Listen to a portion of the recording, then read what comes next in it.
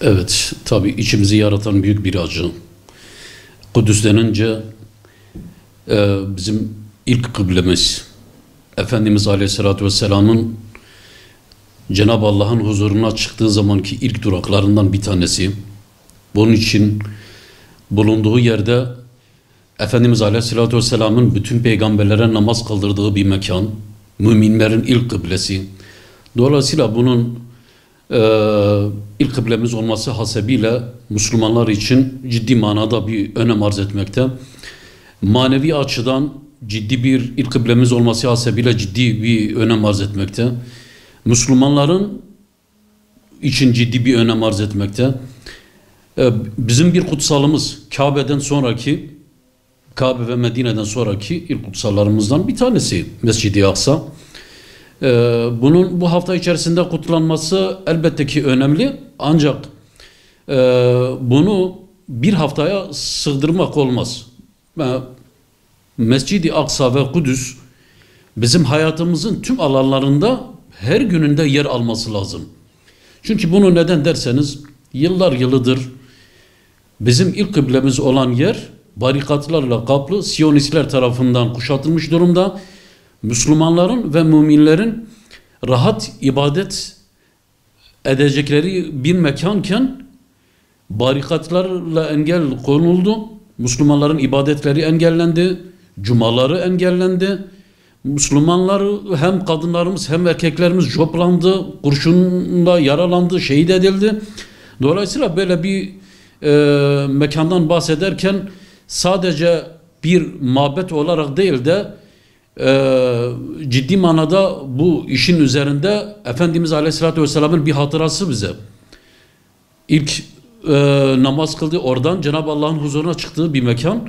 Onu korumamız lazım. Ona değer vermemiz lazım. Bunu hem şimdiki nesile ve gelecek nesillere iyi bir şekilde anlatmamız lazım. Sadece bir haftayla sınırlandırmak doğru olmaz.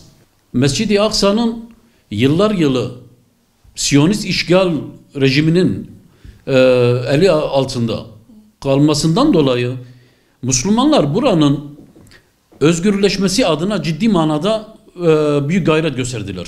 Bunu Gazze'deki kardeşlerimiz ve Filistin'deki kardeşlerimiz bunun mücadelesini verdiler. Bunun dışında başka yerde bunun mücadelesini verdiler mi? Veren olmadı.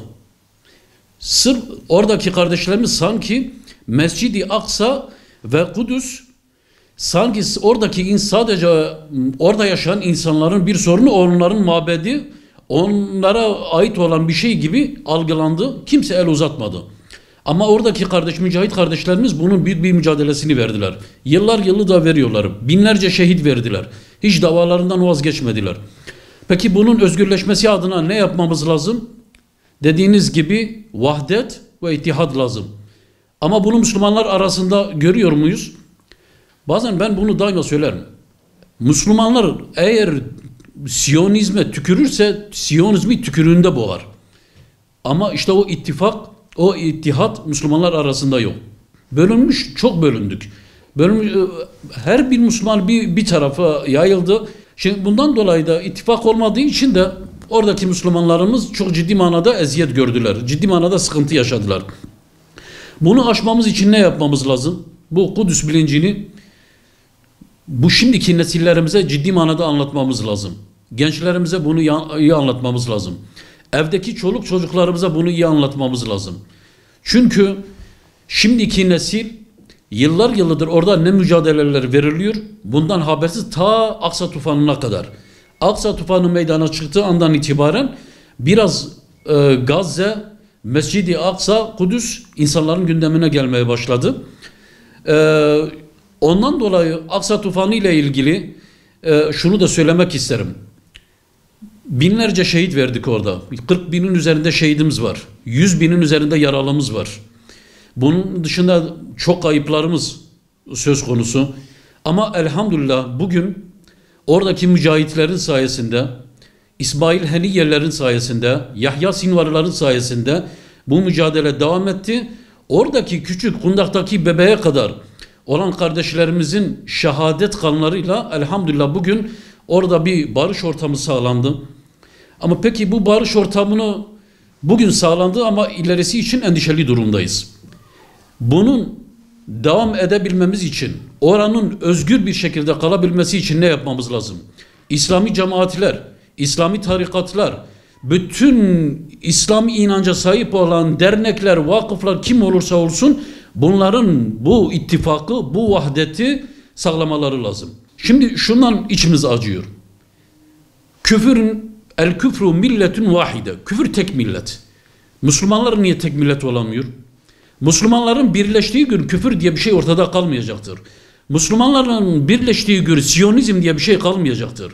Bugün dikkat ederseniz Müslümanlar bir yerde toplandığı anda ciddi manada bir kitle oluşturamıyoruz. Neden bu? Bölünmüşlük neden? Neden bir araya gelemiyoruz? İşte bu ittifakı, bu vahdeti bütün İslami cemaatler bunu yapması lazım. Bize bir önder lazım. Bize bir yol gösterici lazım. Bu İslami cemaatleri, bütün İslami tarikatları bir araya getirecek olan bir önder bize lazım. İnşallah o önderler de çıkacaktır. Çünkü bu ümmetin içerisinde ciddi manada bu işi yapabilecek insanlar vardır. Umuyoruz ki o insanlar bir an önce meydana çıksın. Şu Gazze konusunda şunu özellikle hatırlatmak isterim.